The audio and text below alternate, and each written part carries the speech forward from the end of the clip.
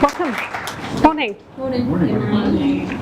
So, restart. As James says, I've been in Dubai for about 18 years. My background has been paved with many restarts, some of which I'll share with you today. But the key element, as I started to reflect, and certainly in terms of having this as a topic to speak to, is what I've learned through that process. The simple reality is, life isn't always actually that straightforward. The plans that we make often don't transpire in the way that we expect them to do. We end up taking different paths than we intended to. And that's absolutely been the case for me.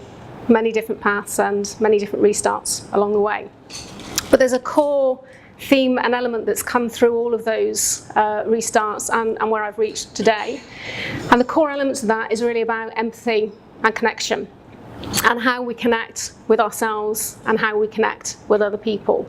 And my experience has been both positive and negative in that respect. So just as a starting point for you, what I'd like you to do is just reflect on where you would like to be 12 years from today. Think to yourself, 12 years from now, what would your hopes, aspirations, dreams for yourself be?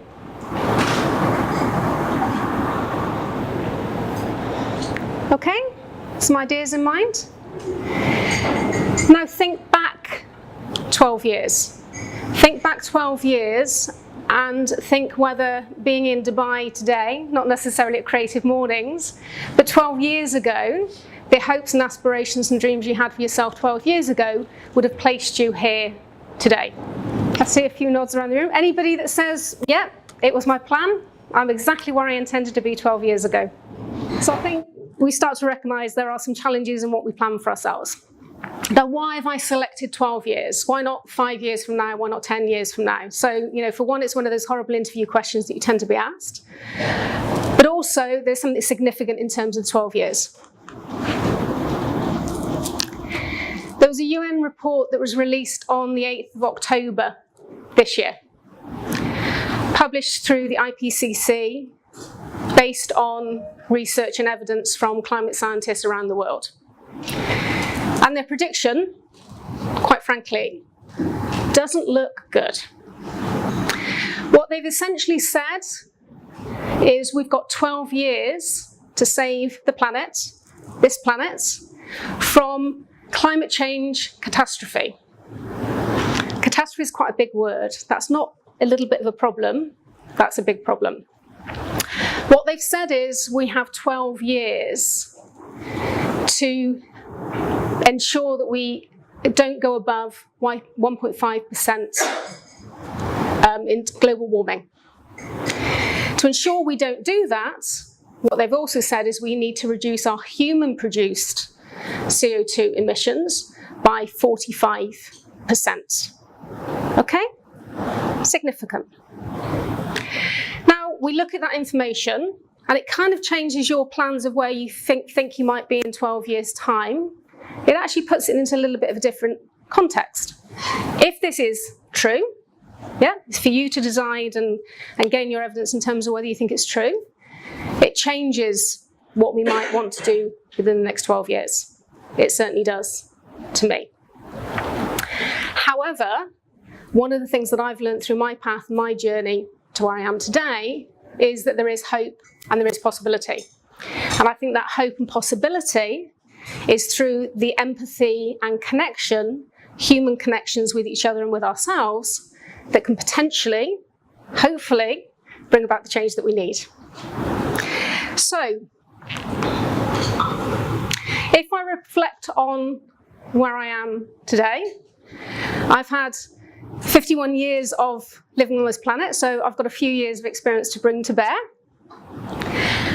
And I reflect on some of the experiences that have caused restarts over the years. And I actually go back even to the age of 8. 8 years of age, and I was a bit of a curious kid as far as words were concerned. I loved words.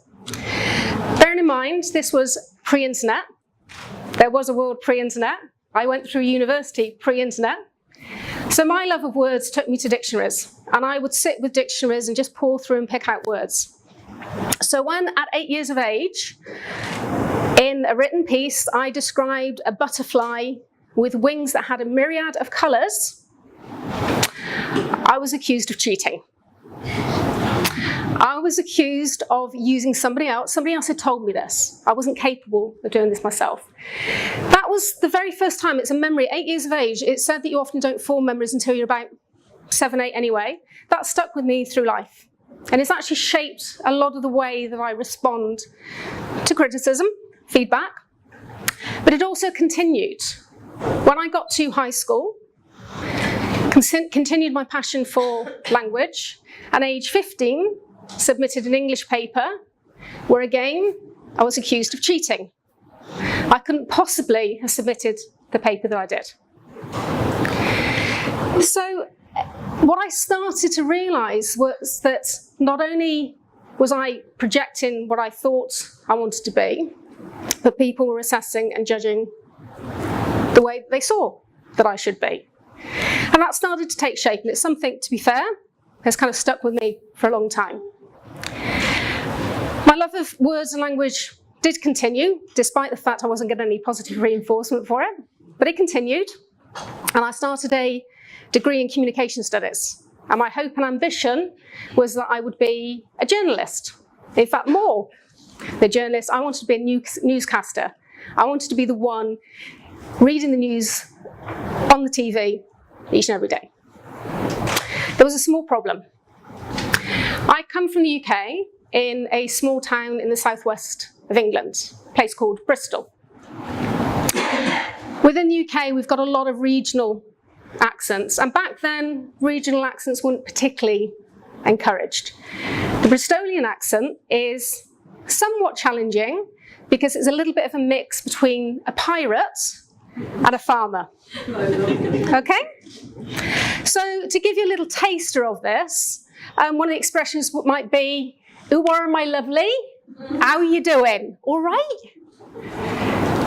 Now, as an accent goes, when you're mixed in your environment and other people are speaking in the same way, it's not a bad thing. "Who are my lovely" means, "How are you doing, my love? All right?" The problem is, when I moved to university 300 miles away, my accent was actually laughed at. So here was I, busily recording audio tapes to send to radio stations and TV stations with the hope of being a journalist, learning all of the skills, audio recording, video presentation, etc., etc. Not a single word that I spoke was listened to because people were too busy laughing. I also had an elderly uncle whose words of advice to me were, if I wanted to get on in the world, I needed to lose the accent. So I did. I actively spent the next few months coaching myself to lose the accent and left university pretty much accent-free. Apparently when I'm back in the UK now, it does pick up depending on where I am in the UK. Okay? But again, it started to shape me, and again this feeling of how I was being judged by other people and how that was me interpreting it and me changing as a result of what other people saw. Left university and started a marketing degree. I ditched the journalism idea by that point, and marketing has been pretty much what I've done from then till now, with various iterations in the process. I came to Dubai in 2000, which was pretty much when I met James. Our kids were kind of this small. Our kids are now all either left university or still in the process. Okay, so a long time back. Dubai Marina was just being marked out. There was no water in Dubai Marina. And before you ask the question, yes, I've seen some changes. So here am I, 2000s. I'd actually decided to stop work for a couple of years. Kids were 2, 4, and 6 years old. And one of the choices to come to Dubai for my restart in Dubai was to spend time with them, which I did for 2 years. Didn't work for 2 years, although the nature of the person I am means that I can't not do anything. So I was involved in various other committees, etc. And things progressed reasonably well. I actually took some alternative paths. Instead of going back into marketing, I was offered an opportunity to set up a regional training and development centre for the Foreign and Commonwealth Office from the UK. At that point, we set up 9 training centres around the world. Dubai was the first training office here, so I took a path into training and development. That example would come back and I would start to use that again in later experiences. In 2010, another reasonably significant event happened that caused a fairly significant restart in my life. Most of you would probably be affected by it, whether you're in Dubai or not, and that was the global economic crisis. Within the space of 1 month, both my husband and I were made redundant from Nikhil, the largest master developer in Dubai, and we found ourselves with 3 kids in high school, an annual school fee of 180,000 dirhams, rent on a property with no income coming in. So we did what any normal, sane individuals would do, and we went sailing for 6 months. We sailed to Maldives and Sri Lanka and Chagos Islands. We took 2 of the kids with us. The oldest one decided to bail out and do something sane and go and live with grandparents for a while. And we self-sustained. We made things, we cooked our own bread, we made yogurts. In Chagos Islands, it's a fairly unique history, it's completely uninhabited. We are probably in the tens of people that will get an opportunity to go there in a lifetime. It's a little bit of a sordid history from the British and the US. I won't go into the details, but I'll let you investigate. But it's basically now uninhabited. And while we were there, we lived off the land. We'd go and harvest coconuts, we'd go swimming, we'd catch fish, we'd do things that we hadn't done, kind of reconnect ourselves. Coming back to Dubai, global economic crisis, 6 months, long enough for it to blow over, surely. I came back to a market that was dead. Jobs were non-existent. Not only were they non-existent in Dubai, they were pretty much non-existent in most places around the world at that stage. And I had a phone call out of the blue from a customer experience consultancy in the UK. And they said, we've just won a project in Kuwait. We weren't expecting to win the project in Kuwait, and we don't have anybody to resource it. Are you available? I think I might be. I'll check my diary, but I should be good. That was my launching point into formal customer experience work. And though I'd been involved from a marketing path for many, many years, this was my first opportunity to start working with other businesses using their methodologies. And I worked with a number of UK and US consultancies, applying the principles that they used. I worked in Kuwait, flying back and forwards from Dubai for nearly a year. That was followed up by a similar project in Qatar, where I flew back and forward every week for 18 months. And I started to learn more in-depth customer experience methodologies. Good stuff, great learning ground. But there was a problem. And the problem was that each and every time I went through this process, coming out the other side with 12 months or 18 months worth of work with this customer experience transformation vision in mind, I just didn't feel that the value was truly being added to what I was doing. And it wasn't the quality of the work, it was how it was connecting to the organisations I was providing the work for. One of the big challenges with customer experience, with any experience, is how you create connections. And what I realise is it's the connections you make within organisations, but the connections also that organisations make with their customers. So with this growing sense of frustration, I started to look at some of the different options. What could I do? What could I bring into my customer experience playground that I could test out and see if there was another way that I could truly add some value? I chose to attend a design thinking course in Amsterdam and attended many courses beyond that around design thinking and human-centered design. And it felt like there was something there was a possibility there. One of the fundamental principles of design thinking, human-centered design, exactly as it says, is human-centered. It's about understanding the people for whom you're building experiences for, and it's about seeing things from their perspective, not seeing it from your perspective or the business or organisation perspective. So I started to play and experiment. I wasn't sure how it would work in this region. This was 2014. Design thinking, when we ran events back then, we'd be lucky to get 4 people in the room because nobody knew what it was. It's a completely different scene and scenario now. So I started to apply the principles of design thinking. And what I started to see was a transformation in the way that I was working with organisations, and a transformation in terms of the way that the organisations, and more importantly, the people in it, were connecting with me. Through the process and the tools that I use now, first and foremost, some of the key aspects is about co-creation and collaboration. So I actually now see myself as a facilitator. I don't label myself, and I hate the label of consultant, and I think consultant is completely misplaced. I don't believe you can consult to a business. I believe you can empower and facilitate growth within the business. And that's what I do. So what I do is teach the tools that will enable them to develop their customer experience, connecting with their customers. And some of the tools that I use, empathy mapping.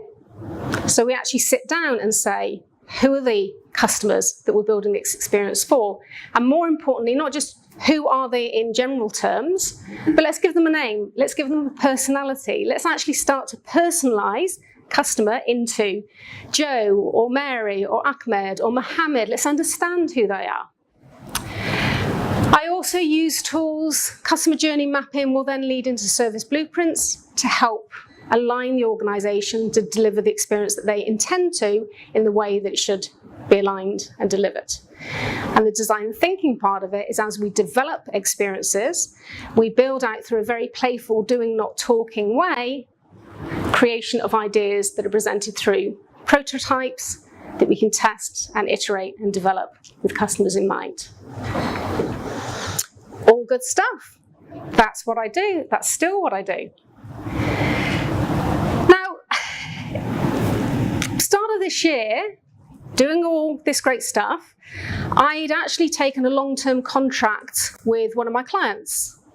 We'd started on this journey, they liked the work, and they asked me to join them full-time. I thought this is a great opportunity for a restart. I can see my path to a couple of years left in Dubai, secure income. One of the challenges of working for yourself is that cash flow is a bit of a pain. So things had been good. However, the long-term contract of 3 years then became a long-term contract of 18 months, unexpectedly, which finished in January this year. I'd actually, somewhat foolhardily, given my business, which was previously called Customer at Heart, to somebody I knew, not particularly well. But I passed everything across, lock, stock and barrel, take the brand in. I'd even given the clients, because my responsibility was to my clients, and she would apply the same principles of the work that I did. So I found myself looking again, thinking about, what do I do next? Where do I go from here? And one of the things I was desperate to do was to not go back. So how do I move forward? So first thing I did was set up, again, CX Arena, which is the business name under which I operate, and I started to rebuild my client base, which is good, a lot of work, doing well. But there was something missing. I'd turned 50 in March the previous year, so it was my first year of being 50. I think I was well beyond the midlife crisis. I was beyond midlife crisis, but there was something deeper than that. There was something I was desperately trying to find my purpose in life. And I remember endlessly going round and round and round with this desperate need to connect with what my purpose was. And I nearly drove myself insane because I couldn't work out what it was. And in the process of not being able to work out what it was, I then started to reflect on my past and started to devalue that and consider I'd failed. Everything I'd done, everything I'd built actually amounted pretty much for nothing. It was not a good time. Around that time, it just so happened I decided I need to get myself out of a bit of a rut, and actually that was the time that I started reconnecting through Creative Mornings. I came along to Creative Mornings, and I think it was the second session I came to where I met Mo and Deb Madeleine, who unfortunately is no longer in Dubai, but is still very much part of the Dubai network. And Deb ran a session called Pioneers. And in that session, she took us through the principles of applying creative thinking process on yourself. Now, creative thinking and the tools applying to creative thinking are what I do with businesses every day. I had not once stopped to think how that applied to myself, which was a bit of a mind blower at the time. During that session, she asked us to note down a number of things that we cared about, we had a passion for, and we'd like to be able to do more of in our lives. And of the various things that I wrote, the one thing that stood out was around sustainability. Sustainability has been important to me most of my life in an on and off way, kind of the recycling, the doing right thing, but not in a significant way. However, about 4 years ago, it had started to become more so. A friend of mine had suggested that I watch a documentary on Netflix, Cowspiracy, and that was the starting point when I really started to understand the connection of me and what I do and the way that I live my life and the effect that it has on the planet. And I'd started to make changes to my own life. So I no longer eat meat. I live a very minimalist life. I try and avoid fast fashion. I try and avoid plastic. I'm trying to get towards zero waste as close as possible. So I'm applying all these principles. And again, there was this kind of itch that I couldn't scratch. There was something there. And in this session with Deb, it was one of the things that I highlighted. What she'd also asked us to reflect on was what was stopping us. What was stopping us from taking that thing that was important and moving it forward. And once I started to reflect on that, I realised probably the only thing that was stopping me was myself. Now, coming out of that, I spent a couple of months trying to work out, okay, I've got my thing. That's kind of where I see myself, and that's what would deliver value to me and deliver value to other people and deliver value to the planet. I still didn't know what to do with it. I'd had talks about maybe we set up a website and it tells people where sustainable products and solutions are available. Through that process and around that time, connecting with a lot of people, so the creative bunch that a number of us are members of, what I started to do, probably truly and properly for the first time in my life, was truly open myself up to opportunity that presents itself through collaboration. To connect with people, to share my ideas, and to engage with them, to start to understand how they could help me and I could help them. And I'm not quite sure why it took me so long to reach that point. Part of it is surrounding yourself with, part of it is about being honest with yourself and opening yourself up to that and being empathetic, not just to others, but actually applying self-empathy to who you are. Since that point, I went back to the UK for about a month and still had this kind of germ of an idea bubbling away. What do we do? How do we move this forward? And what I saw in the UK was actually a change in consumer behaviour, which was far more significant than it was in Dubai, UAE. And as an example, my favourite example, if I go into Starbucks or any high street coffee shop in the UK, I will be incentivised to use my reusable cup. I'll be given a discount for my coffee, etc. If I go into a Starbucks or any high street coffee shop in Dubai, I'll be surrounded by people inside the shop who are using their single-use cups. There is a massive disconnection. And that sowed an idea in terms of trying to understand why. What is it that's happening here that is different to happening elsewhere? And more importantly, what can we and what can I do about it? And out of that was born Conscious Consumer UAE. I'm collaborating with a sustainability advisory company called Sustainability Advisory, and we set up essentially the first of its kind research program in not only Dubai, not only the UAE, but in the GCC, to undertake insights studies to understand more about consumer behaviour, particularly where it relates to sustainability. So what is it that, in terms of our mindset, our choices, and how it plays out into our behaviour, can we learn in this region that we can then use as a means to then connect with governments and with businesses in order to be a catalyst for change?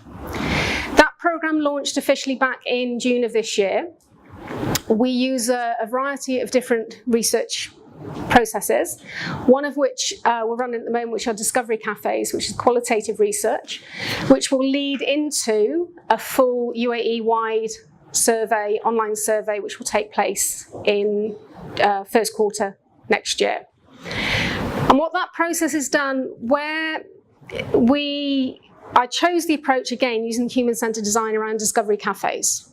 So if any of you are familiar with knowledge cafes, they're discussion-based research insight generating methodology. Again, empathy and connection, getting a conversation going as opposed to a traditional research methodology which considers participants as subjects. This approach is different. This approach is saying, how do we connect with people in a way that we can actually truly understand not only what they're thinking, but what they're doing.